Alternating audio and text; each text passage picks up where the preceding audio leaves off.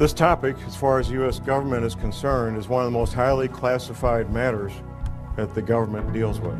I've interviewed dozens of people, read thousands of pages of books, watched a number of documentaries, and still get new information every week. What you'll be hearing in this presentation is a very compact version of what's taking me literally 27, 28 years to learn. 2016, things will start to get bad. Abrupt climate change, the rising ocean. Now what NASA is calling the 10th planet is not the 10th planet we're concerned about. It's the 10th planet that's referred to in the Bible, also called wormwood.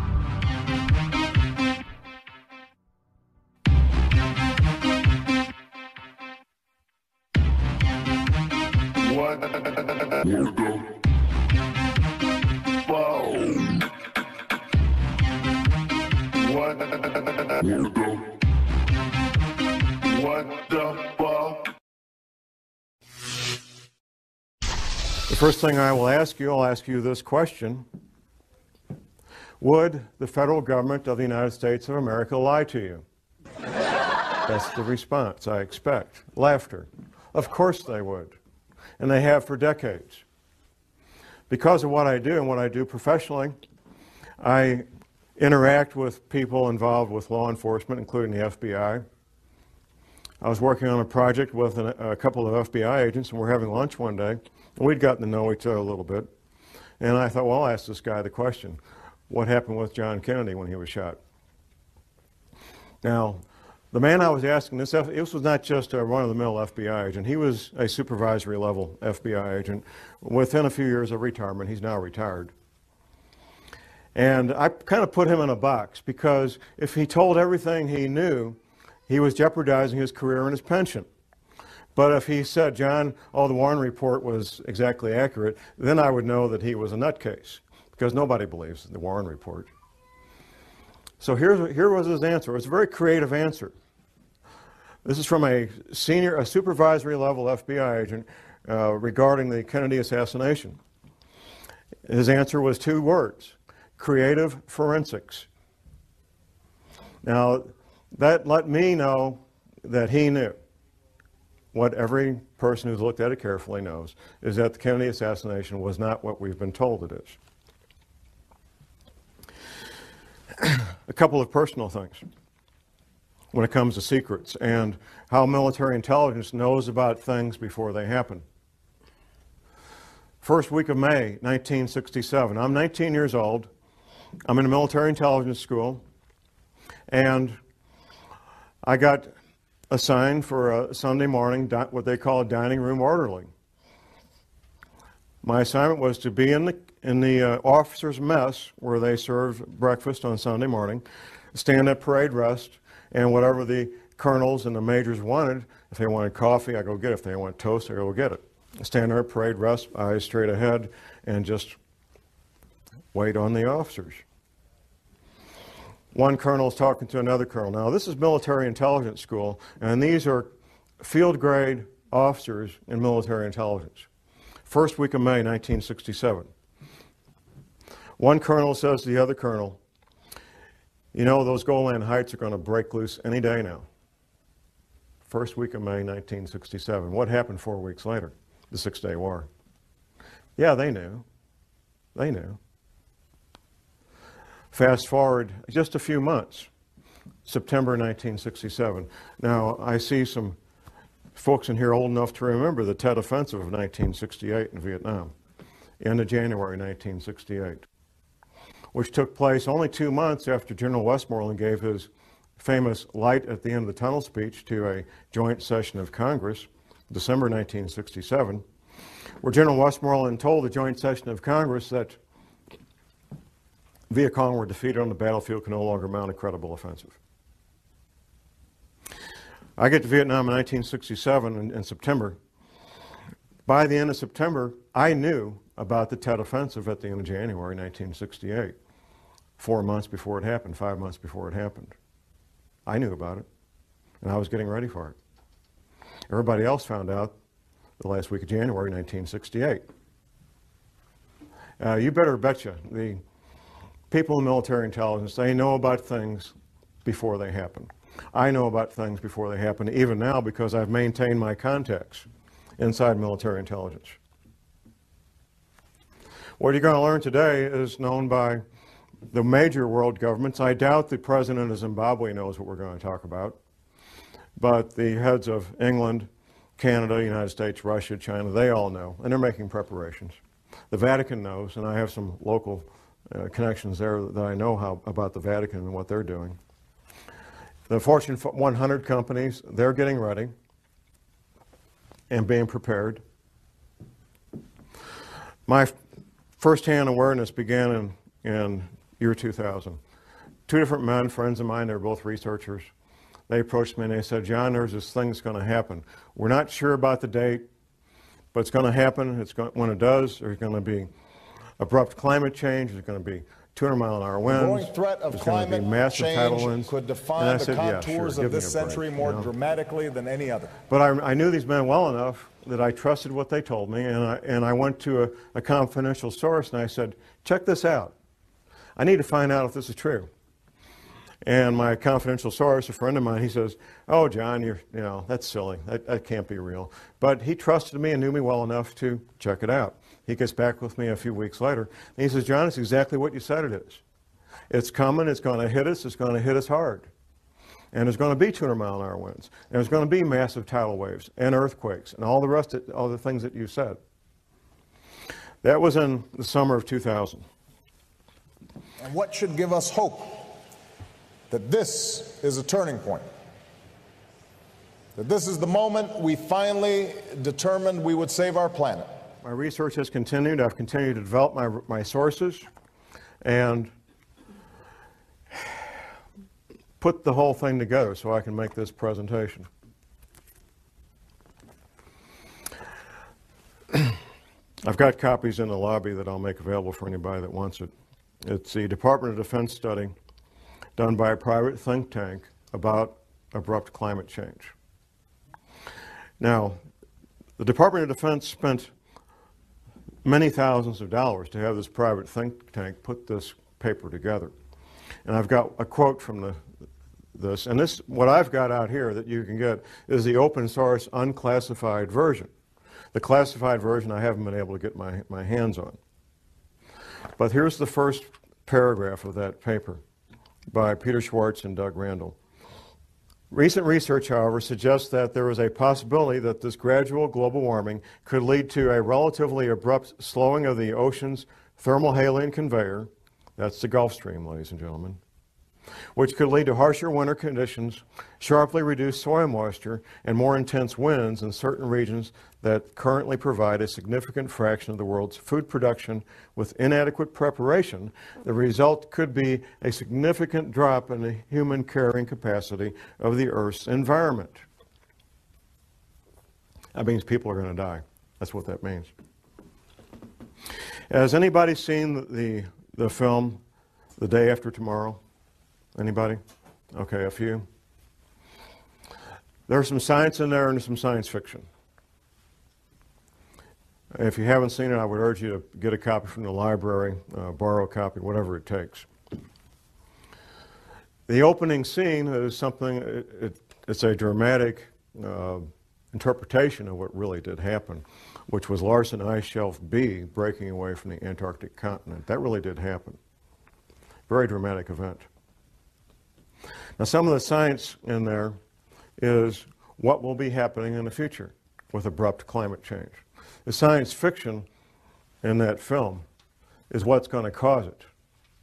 And the science fiction is human activity creating CO2 greenhouse gases. That's the science fiction. There's three characters in that movie. They're oceanographers, and they're on a little island off the coast of Scotland. And quite frankly, they could be anywhere because you can do this from your home if you got internet access. There's buoys out there in the Atlantic that give 24-hour, 7-day-a-week readings of the ocean temperature. And anybody can do this any place. You don't need to be on a little island off the coast of Scotland. So they're sitting there watching the ocean temperatures off the coast of Scotland. And then there's a dramatic drop in temperature on one buoy, then another buoy, and so forth. And what they're watching is the North Atlantic thermohaline conveyor, which is also called the Gulf Stream.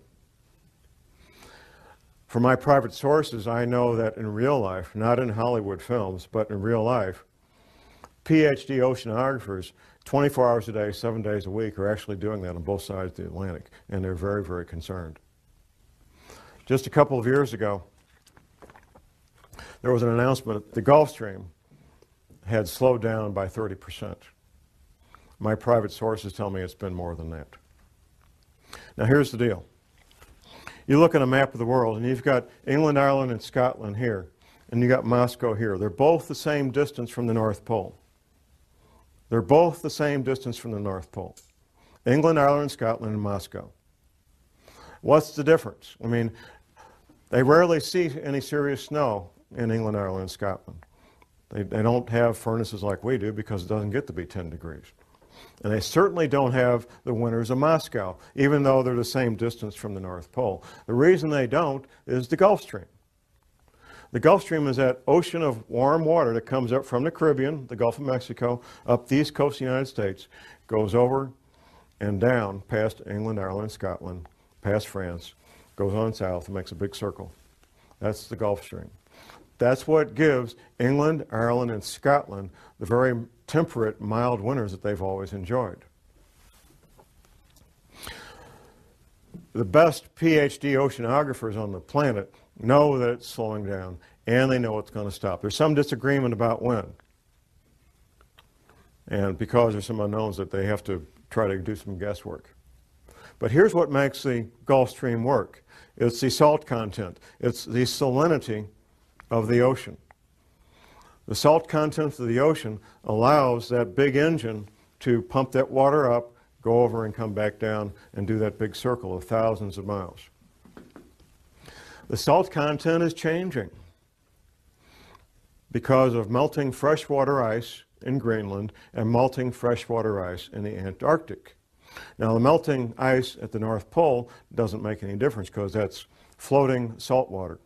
So it doesn't make any difference. When it doesn't change the sea levels, it doesn't change the salinity of the ocean. This fresh water being introduced into the ocean is reducing the salinity of the ocean. That's slowing down the Gulf Stream, and at some point it will stop. 3 years, 5 years, 20 years, I can't tell you when. And the best PhD oceanographers on the planet can't tell you when. They can tell you it's about to happen though. As I started tracking this matter of abrupt climate change and rising ocean levels, I incorporated into casual conversations with people I knew and came in contact with. I was having lunch one day with a friend of mine. This friend is a veteran of the U.S. Navy Submarine Corps. And I was talking about what would be causing this, because I did pretty quickly learn what would be causing the rising ocean levels and abrupt climate change. And my friend starts telling me what he heard at a classified U.S. Navy briefing. And he went on and on about how the Navy had told everybody in the submarine corps about rising ocean levels and what that would mean and why Navy retirees should consider moving to the Arkansas, Missouri Ozarks, because the Navy was telling, and is still telling these men, that the Arkansas, Missouri Ozarks are one of the known safe havens when all these events take place. Later that night, I got home and I was thinking about our conversation, and something occurred to me that hadn't occurred to me while the two of us were together, and it occurred to me that we were talking about the same thing. I was talking about the cause, and he was talking about the effect. At that point, I also remembered a map that a patient of my wife's a chiropractor, had brought in and showed my wife back in the mid-'80s, of what North America would look like after the oceans rose to their new levels. Now, at the time, I thought, this lady needs a tinfoil hat real bad. That's the only thing I could think of. It was a beautiful full-color map done by a psychic. But I always remembered the map. I have a very good memory about things that I choose to remember. And I thought about this map, and I called my friend on the phone and I said, I got this map. I want to sent it a copy of it. I got a little copy I found on the internet, 4 by 4 inches. So I sent it to him by email. And my friend looks at it and he says, well, from the Rocky Mountains east, it's very accurate compared to what the Navy showed us, with one exception. Wisconsin's gone on the Navy's map. Wisconsin is still there on Scallion's map, Gordon Michael Scallion, well-known psychic. And from the Rocky Mountains west, it's not even close to what the Navy says, not even a little bit close. So I went ahead and ordered a copy of Scallion's map, a full-size version of it, and I get together with my friend, and he goes over the entire coast of the United States, East Coast, Gulf Coast around Florida, down to Texas, West Coast on up to Washington. And he shows me in great detail where the Navy said the new shoreline was going to be. He also told me that the East Coast would take damage up to the Blue Ridge Parkway. Now, the Blue Ridge Parkway runs north-south on the east side of the Appalachian Mountains, about 100 miles from the coast. Now, you have to keep in mind, this is not John Moore. This is U.S. Navy in classified briefings telling these men what would be happening in the future. Since talking to my friend, I've also interviewed 3 more Navy veterans. One was an officer in the submarine corps. Another was an intelligence officer from another service assigned to the submarine corps for a 3-year tour of duty. And the third guy was a Navy veteran. Fourth guy, actually. A friend of mine, he's a college professor, and I was at his college class on international relations giving a presentation on terrorism. The other presenter was this former intelligence officer. So we finish our presentation to college students on terrorism, and we go to a pizza place in Rolla. And there's 4 of us. Myself, I'm sitting here. The retired intelligence officer, his wife sitting next to me. And the intelligence officer himself sitting across from me, and my friend, the college professor, is right over here. Once I found out that he did a 3-year tour of duty with the submarine corps, I knew I had to ask the question. I might never see this man again in my life. I got to ask the question. Now, we haven't talked about rising ocean levels. And this you have to keep in mind, this is a basic tool of investigative work, is interviewing witnesses at different times in different places, interviewing witnesses that don't know each other. You want to get to the heart of a matter, that's the way it's done. You find witnesses who don't know each other that have the same information, and you interview them at different times, different places. So I ask him, tell me what you know about rising ocean levels. His wife sitting next to me, before he can even speak up, his wife sitting next to me says the following.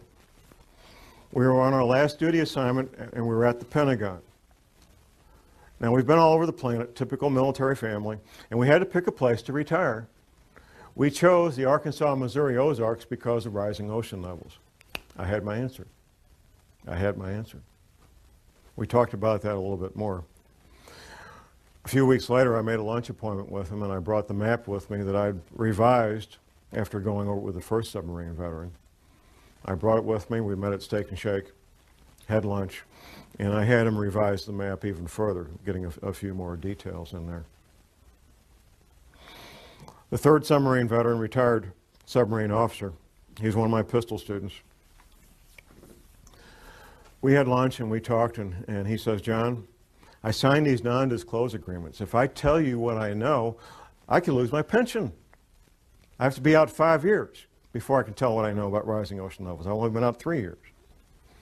I said, well, can you blink your eyes once for yes and twice for no? Then you won't be talking. He says, yeah, I can do that.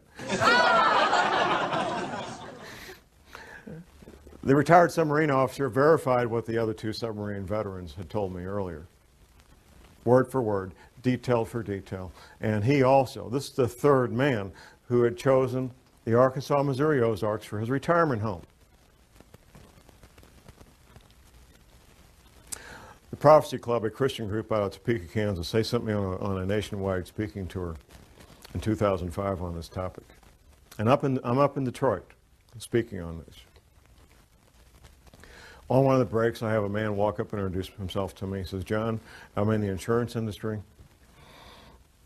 And we've wondered for years, us in the insurance industry, Why is there such a cluster of retired Navy people in the zip codes of the Arkansas, Missouri Ozarks? Now I know. Now I got my answer. The Navy knows. Another pistol student of mine, retired Navy guy, I said, what's the altitude of your new home? He told me to the foot the altitude of his new home. How many people can do that? Almost nobody. He told me to the foot the altitude of his new home in the Arkansas, Missouri Ozarks. Absolutely he did.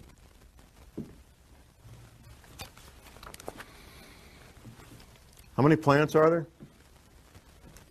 in our solar system? 9? Okay. NASA. Never a straight answer. NASA. July 29th, 2005, announced the finding of the 10th planet, named Xena. Do a Google search. They did. Don't take my word for it. NASA announced the finding of the 10th planet, named Xena, 29th of July, 2005.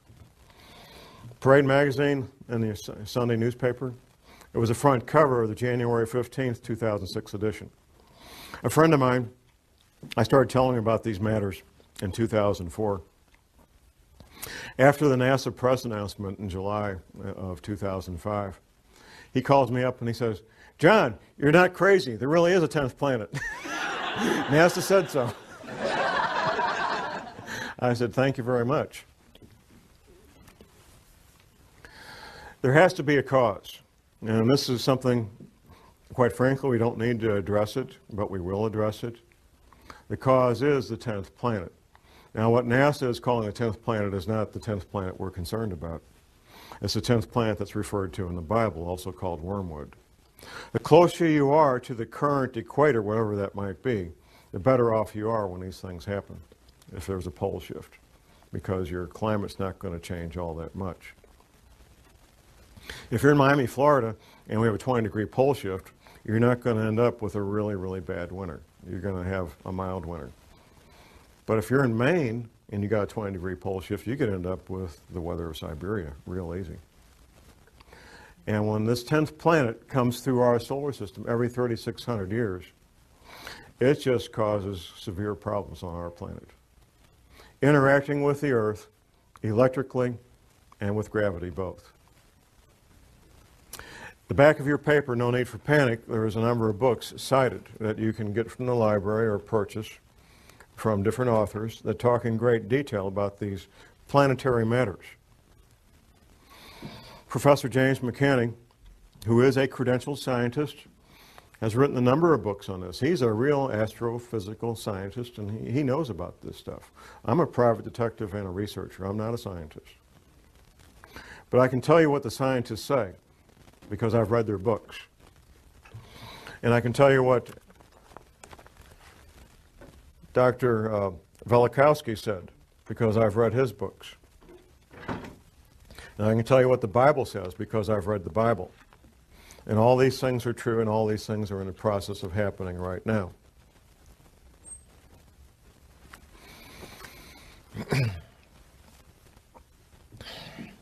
It took me a while to figure this out for the following reason. All these Navy veterans, they were all told about abrupt climate change and rapidly, violently rising ocean levels. And I was trying to figure out, and I finally figured out in the past 12 months, where is all this water going to come from? Because the men that I was interviewing, they were in the audience, like you guys. They weren't the scientists. The Navy just told these men in these classified briefings what would be happening. They didn't tell them how or why. They didn't need to know. But they told them what would be happening. They told them that these oceans would become violent and have massive, violent tidal waves that would wipe out all areas near the coast. Up until last year, I was thinking, oh, melting ice at Antarctica, melting ice at Greenland. But how could it melt that fast? Well, it can't melt that fast, even with what we're going through. It turns out the answer was right in front of me all the time. There's a quote from Velikowski that I'll be reading here in a moment when we get to it. It turns out that the knowledge is something all oceanographers know and a lot of people in geology departments in every university knows. There is a bulge of water at the equator. Now we're talking about sea level here. Sea level is measured at Cornwall, England. It's a couple hundred years ago, England was kind of running things when it came to oceans, and they got to pick where to measure sea level, and they measured it at they got a big rock, and there's a line there. That's sea level. It turns out that sea level varies as much as 494 feet up and down from that rock in Cornwall, England. Now that's like a 50-story building. I mean, it's a lot of water. And there's a bulge of literally millions of cubic miles, 1 mile by 1 mile by 1 mile, cubic miles. Millions of cubic miles of water bulge at the equator of this planet. It wasn't common knowledge for John Moore, I found out. It's not common knowledge for most people. It's held in place by two things, the rotation of the Earth and gravity. Anything that changes our true north, our pole, by more than just a couple of degrees will cause that water to be disrupted. And there's a technical term for it, slosh. And there's records locked up in bones and stone of this having happened in the past. Velikovsky talked about it extensively in his books. Talk a little bit about this water damage. You have a map in your handout. Now, from Washington, D.C. to Boston is basically one big city. Since World War II, that's what it's become. One big city. All that's going to be gone. Going down the coast to Atlanta and down to Florida. Florida, the highest point in Florida is on the Panhandle, 55 feet above sea level. Florida's finished, except for a small part of the isthmus, maybe. And that's a big maybe. Gulf Coast, Alabama, Louisiana, Mississippi are pretty much going to be gone. In fact, the new mouth of the Mississippi will be at the current Arkansas-Louisiana state line, a couple hundred miles up from where it is right now. Going down around the coast of Texas, Texas will take damage about 100 miles inland.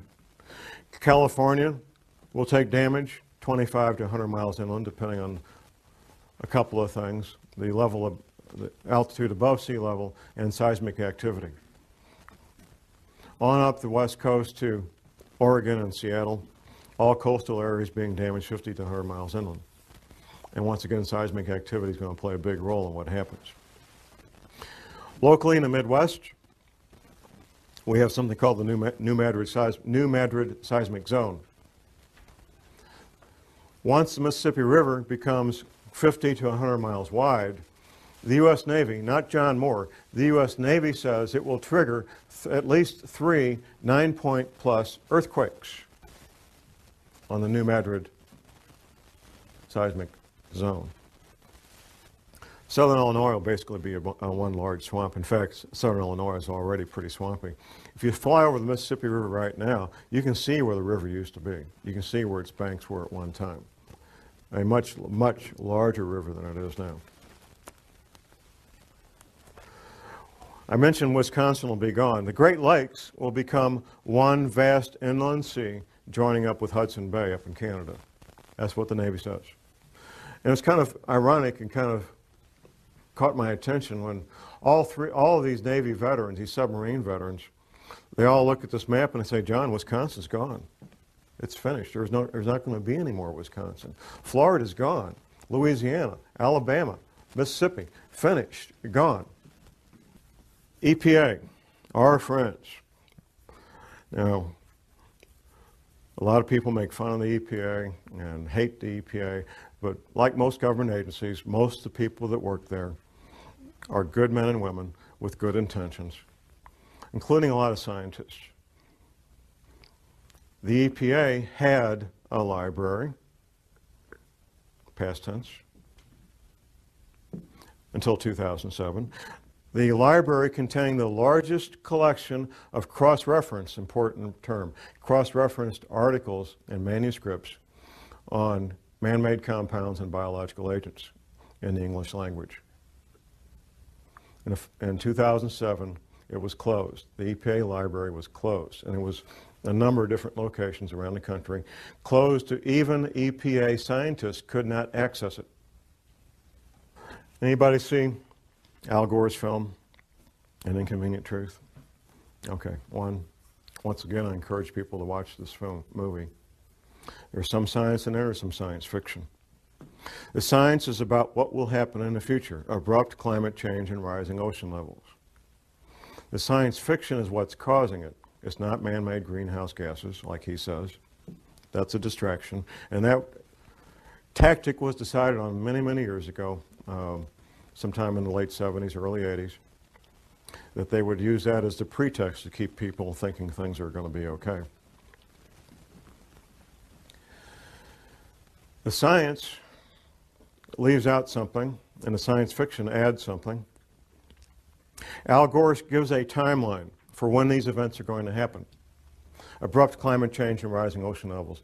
The timeline that Al Gore gives in his movie is the same timeline that the federal government gives out through the NASA Goddard Space Flight Institute. Say that fast 10 times. The NASA Goddard Space Flight Institute, which the Queen, Her Majesty, visited last spring when she was in this country, by the way, because she's got taking a sudden interest in science. Jim Hansen is the director of the NASA Goddard Space Flight Institute, and the timeline he puts out and the timeline Al Gore puts out is the exact same timeline, and here it is. It's kind of clever what they did in the movie, the way they said it. But in 2016, things will start to get bad, abrupt climate change and rising ocean levels. Exact same timeline put out by the federal government through NASA. NASA's part of the military, by the way. If you notice these space flight shuttles go up, captain this, lieutenant that, colonel, I mean, it's the military. It's always been the military. That's the official timeline put up by the federal government. Now, the real timeline. I found out through my confidential sources what the real timeline is, and I found out why they're doing what they're doing right now, moving the CIA from Langley, Virginia to Denver right now. These relocations, which you could call evacuations, they're due to have everybody who's part of continuity of government planning. It's not all federal employees. If you work for Health and Human Services, you're toast. There's no place waiting for you in Denver. People in the intelligence agencies, people in certain parts of the military, not all the military. The scientists, the engineers, the doctors that they want to have in these shelters when everything breaks loose. That's who's being relocated, that's who's being sent to these shelters. These shelters are literally hundreds of millions of your tax dollars where people can live and work and have hot showers and pizzas and video movies for years without ever leaving the place and be quite comfortable. There's other things that could be happening in the next couple of years. Those of us who research these matters and share these concerns, we all know that there's multiple agendas proceeding forward, and that what we sometimes refer to as a New World Order, which will be basically corporations running everything, banks and corporations, they fully expect to come out on the other side of this intact. A fellow radio talk show host from my station, he lives down in northwest Arkansas, not far from Walmart headquarters. He says, John, I get plain brown envelopes with no return address sent to me from people that work inside there at middle and upper management levels, giving blueprints of the shelters that Walmart's built for their people. They expect to come out on this. Another friend of mine was working with a Catholic group here in St. Louis. And his job was to help set up military-grade radio communications between the Vatican group in St. Louis and the Catholic group in St. Louis, excuse me, and the Vatican. military-grade two-way communications. We're not talking 10-4 good buddy CB stuff. The real military-grade radio communications. The agendas of the people that control the world, the international bankers and the Fortune 500 and so forth, is to have a planet with far less people on it than there is now, either inadvertently through these earth changes or by design, through World War III, a flu pandemic, or severe economic collapse leading to societal disruption, or all three happening at the same time. These are all matters that could be happening in the not too distant future. I refer to what we're living in right now as phase one. Phase one is where normal commerce takes place. We can have our careers, interact with our families and our social events that we normally do, and life appears to be normal. The powers that be are using phase one to finish their final preparations. This shelter I talked about here at Weldon Springs, Missouri, it took almost twice as long to build it as they anticipated. They kept running into the various problems that any construction project has, but they got it built. And they're using these remaining months to finish up whatever final preparations they need to get their people in place and get moved. Phase two will be when these earth changes events, abrupt climate change, bizarre weather, earthquakes, tidal waves, all become so numerous that they become daily news. In fact, when I meet people out in the street, almost everybody comments on how bizarre the weather has become. And that's pretty much a topic of daily discussion. The government, the powers that be, will claim that these bizarre weather-related events are related to global warming. And when they're happening, that we need to start cutting back on our creation of CO2 greenhouse gases. Since I've been watching these matters the past 9 years, I watched it incrementally become a bigger and bigger media event, up to the point where Al Gore got the Academy Award for Best Documentary in 2007. Then it was like, we're off to the races.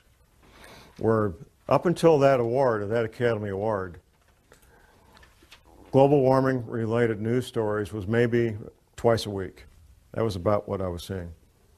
Since then, since he got that Academy Award, it's been daily, 7 days a week, global warming stories. And there will be no end to it. As long as there's news, as long as they're capable of broadcasting news, you will have global warming stories every day of the week from now on.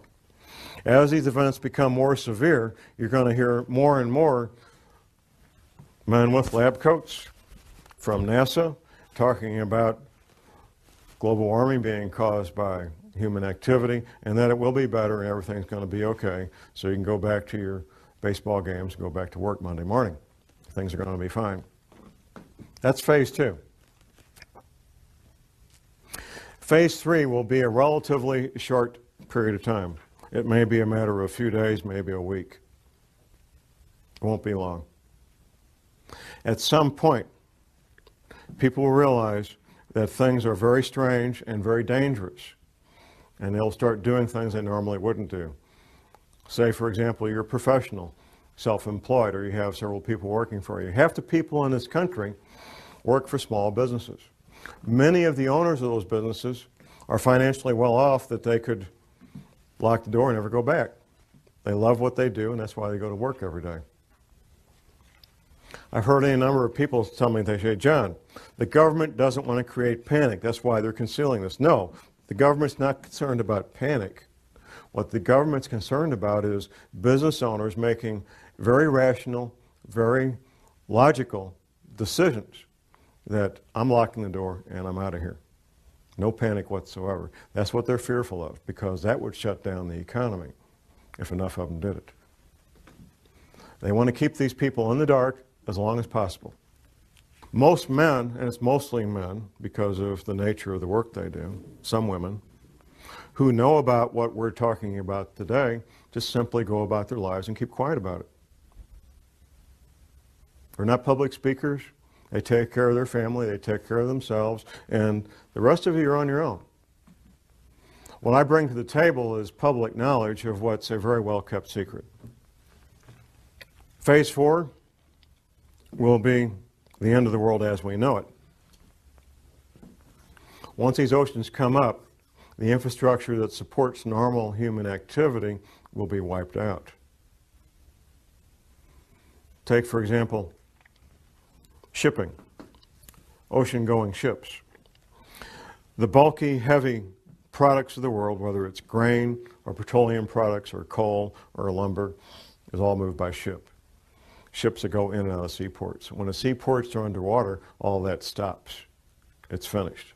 It's over. That's just one small example of what we're looking at in the future. The housing where 100 million people live will be damaged and or destroyed. The potable water that these people rely on will no longer be potable. The food that they rely on to eat will no longer be available. It will not be a pretty picture. Martial law will be instituted probably before that, which brings to mind these other scenarios I mentioned. Economic collapse leading to social disruption, for example. If things get bad and there's what appears to be a need for martial law related to rioting in the streets over economic collapse, people don't have jobs, can't buy food, people will probably go along with martial law under those conditions because it would appear to be the right thing to do. It would look like a way to get things back to normal. So people will go along with martial law under those conditions. If, however, martial law is instituted because these oceans are coming, nobody's going to pay attention to that. They're going to get out of Dodge. They're going to get out of Dodge. They're going to be gone. And martial law or no martial law, they're going to be gone. If martial law is instituted and there's a lockdown before that, then they'll have a better chance of maintaining martial law. I've lived under martial law for a year in Vietnam. What are you looking at? You're looking at curfews. The curfew could be from 10 o'clock at night to 6 a.m. The curfew could be 24 hours a day. Restrictions of sales of firearms, ammunition, and alcohol. Rationing of fuel, rationing of food, potable water rationing, possibly rationing of electricity. We've seen that in Iraq a lot, depending on what's going on. Martial law is not a fun thing to be part of or live under, even if you're part of the occupying force, because it changes your life. The Navy says, as far as ocean levels, the Navy says these oceans will come up over a period of about 30 days. Once these events get in motion, these water levels, these oceans, these tsunamis, tidal waves will take place over a period of about 1 month. Altitude. The Navy says that everything 100 feet sea level and below will be completely destroyed. The Navy says everything at 400 feet and below is at risk of being damaged and or destroyed. But there's more to this. There's how close you are to densely populated areas. Now, the Appalachian Mountains, for example, in North Carolina and so forth, would be highly desirable places to be if it wasn't for being so close to literally tens of million people who are going to be hungry and without potable water and without electricity. That's what makes those areas undesirable, even though they will be safe in terms of geology and rising ocean levels. There was a question about money and keeping money and so forth. The American dollar is in severe crisis and is at risk of no longer being the reserve currency of choice for the countries and the major banks of the world. Dollars, if you call dollars money, you would be well advised to maybe be looking at something else for money to store up value for future use, possibly gold coins, possibly silver coins, to store up a lot of value in a compact area, compact space. Before, however, I would get gold coins or silver coins. I think I would look at other aspects of preparedness, and that's why I want to focus on the final part of this presentation is preparedness.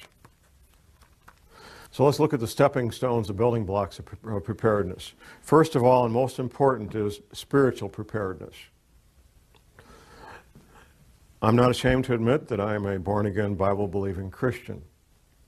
I know from interviewing and studying what happened in World War II that our American POWs who were incarcerated in POW camps in World War II, our American POWs who had strong spiritual beliefs were far more likely to survive what went on in his POW camps than those who did not.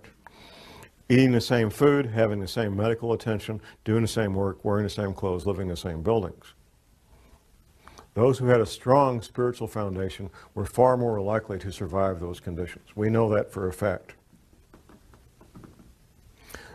It's not my job to tell you what your spiritual beliefs should be. My job is to tell you need to have strong spiritual beliefs, whatever that might be for you. Next comes skills.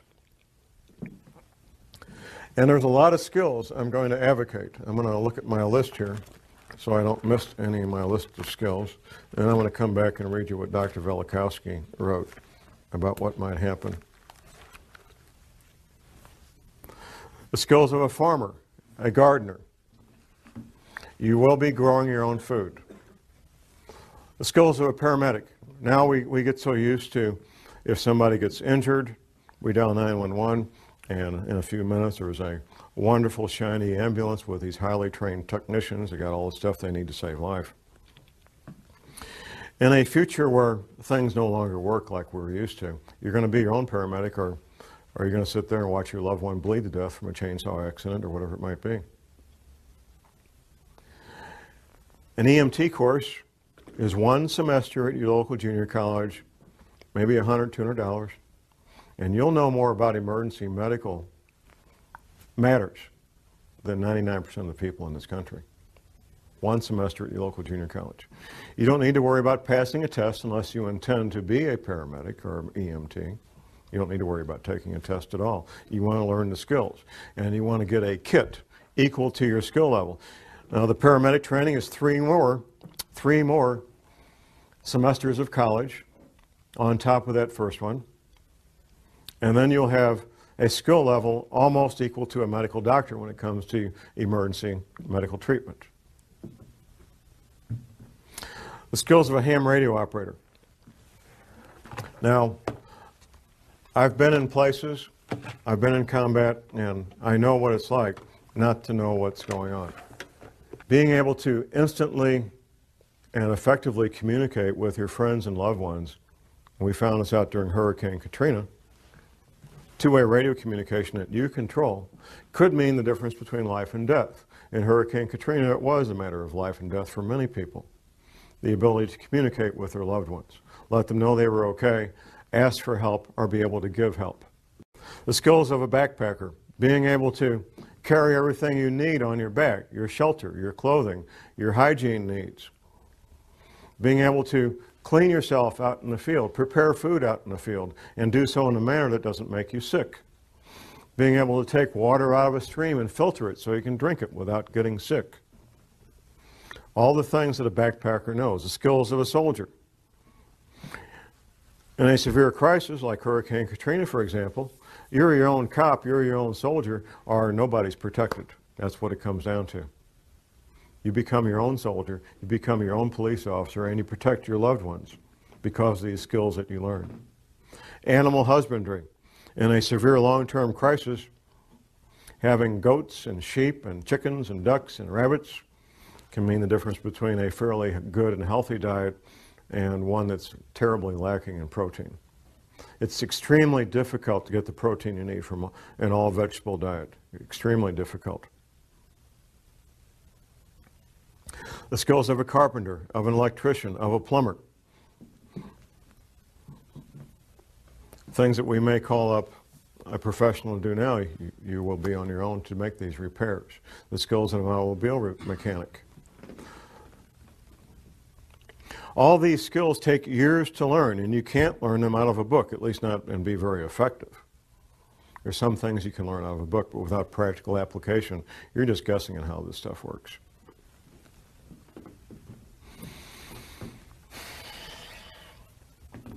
Where do you live? I've had a number of questions during our breaks about where safe areas are. The Arkansas, Missouri, and Ozarks are one of the known safe havens. That's basically the bottom third of Missouri, not counting the Boot Heel, and the top third of Arkansas, not counting northeast Arkansas. That flat area where they grow rice. That's not considered part of the Ozarks.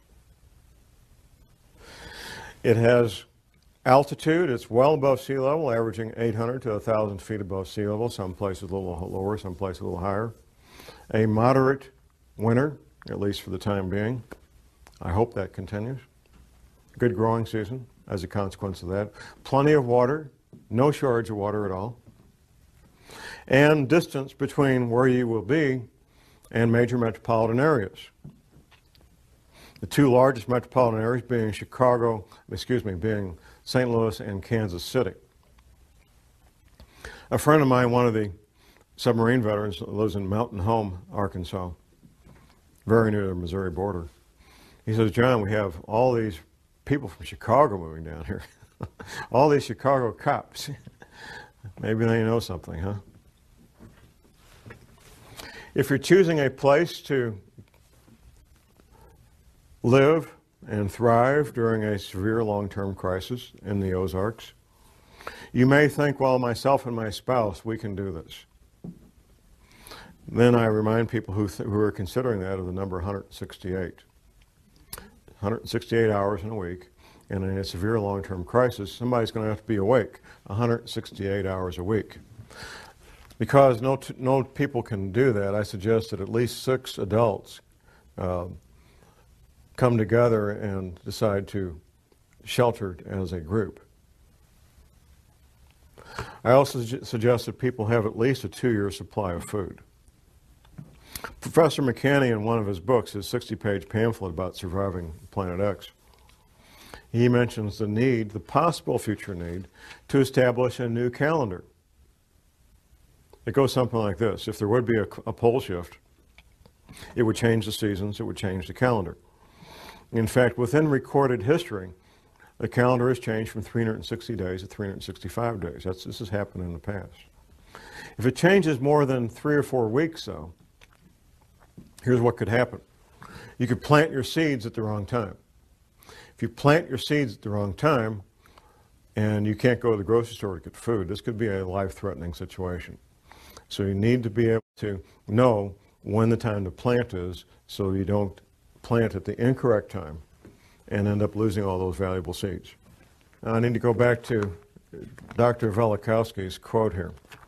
Dr. Velikowski was a medical doctor, and he wrote several books about these matters, and he was hammered on mercilessly. One of the things Dr. Velikowski did was reconcile calendars, like when you reconcile your checkbook. And it's the nature of professionals in all professions not to talk to people who don't do what they do. And nobody had ever done this previously. And it's not easy to do, reconcile calendars from these ancient cultures. Dr. Velikowski made an observation. There is a passage in the Bible. The Israelis are having this battle, and they need a few extra hours to win this battle. And guess what? They got a few extra. Their day was a few hours longer. You know the quote, Jim. Yeah, I don't know the quote, but I know The incident. Right. Now, typically when we study the Bible, if there's something we can't understand, we just say, well, God's just trying to make a point. You know, this really didn't happen. That's what we do. Up until fairly recently, that's what we had to do with the incident with the Israelis fighting this battle. Well, God was trying to make a point that he had the power to do this. It really didn't happen. Well, it turns out we now know scientifically how that could happen, and the only way it could happen. For the Israelis to get 3 or 4 hours more daylight, the only way that can happen is for the planet to roll over in space, giving those extra 4 hours. Here's what Velikowski said. Well, If the sun didn't set over the Sinai desert when it was supposed to, on that date, and he had the date because the Israelis had calendars and they wrote it down, that's a pretty important deal. I mean, you know, if you're Moses and something important happens, you tell the scribes, hey, write this down. This is important. So they had written records and they had a calendar. Velikovsky said if that happened over the Sinai desert, then the sun must not have come up in China the next morning when it was supposed to come up. And the Chinese had scribes, the Chinese had calendars, and guess what? The sun didn't come up the next morning when it was supposed to. Verifying scientifically the Bible and verifying scientifically what really happened. The Israelis did get that extra 4 hours of daylight, and the Chinese didn't have the sun. Of course, the sun couldn't come up because the planet had rolled over in space. And that's why the Israelis, and God can make that happen. And he did make it happen. Now, Dr. Velikovsky wrote a number of books. Now, I'm going to quote here word for word is a quotation from one of those books. Is titled Earth in Upheaval by Immanuel Velikovsky. Now, what he's doing here is giving this is one page of one book. One page of one book. He's giving a very compact, highly condensed observation of what happens in a pole shift. Observations based on what he found going around the planet and finding the evidence. It's titled A Working Hypothesis. Let us assume as a working hypothesis that under the impact of a force or the influence of an agent, and the Earth does not travel in an empty universe, the axis of the Earth shifted or tilted. At that moment, an earthquake would make the globe shudder. Air and water would continue to move through inertia. Hurricanes would sweep the earth and seas would rush over continents, carrying gravel and sand and marine animals, casting them on the land. Heat would be developed. Rocks would melt, volcanoes would erupt, lava would flow from fissures in the ruptured ground and covered vast areas. Mountains would spring up from the plains and would travel and climb on the shoulders of other mountains, causing faults and rifts. Lakes would be tilted and emptied. Rivers would change their beds. Large land areas with all their inhabitants would slip under the sea. Forests would burn. Hurricanes and wild seas would wrest them from the ground on which they grew and pile them, branch and root, in huge heaps. The seas would turn into deserts, their waters rolling away. And if a change in the velocity of the Earth's rotation, slowing it down, should accompany the shifting of the axis, the water confined to the equatorial oceans by centrifugal force would retreat to the poles, and high tides and hurricanes would rush from pole to pole, carrying reindeer and seals to the tropics and desert lines into the Arctic, moving from the equator up and down the mountain ridges of the Himalayas and down the African jungles, and crumbled rocks torn from splintering mountains would be scattered over large distances. And herds of animals would be washed from the plains of Siberia. The shifting of the axis would also change the climate of every place, leaving corals in Newfoundland and elephants in Alaska, fig trees in northern Greenland, and luxuriant forests in Antarctica. In the event of a rapid shift of the axis, many species and genera of animals on land and in the sea would be destroyed, and civilizations, if any, would be reduced to ruins. It paints a pretty bleak picture, and hopefully that won't be what we're in for. I can't stand here and prognosticate exactly what we're in for. I can tell you for a fact that the federal government has been spending hundreds of millions of your tax dollars getting ready for this since at least 1979, at least. That the Fortune 100 companies, or at least many of them, I don't know which ones, but many of them know about this. The major governments know about this and are making preparations. China and Russia both know about this and they're taking what precautions they think are important and need to be done. There's a lot of people and a lot of entities that know about this. I don't know what else I can tell you. I've answered every question that I'm aware of. My passion is to help people be safe. I've seen the consequences of not being prepared. I've seen violent death firsthand. I've smelled the bombs. I've seen the bleeding bodies. I've heard the screams of the people dying in agony. And it's not a fun place to be. My passion is to see people be safe. And I'll do anything I can to help people be safe and be prepared. That's my passion. That's why I'm up here doing this. And with that, I will ask that God bless you all and that God bless this country. And thank you very much.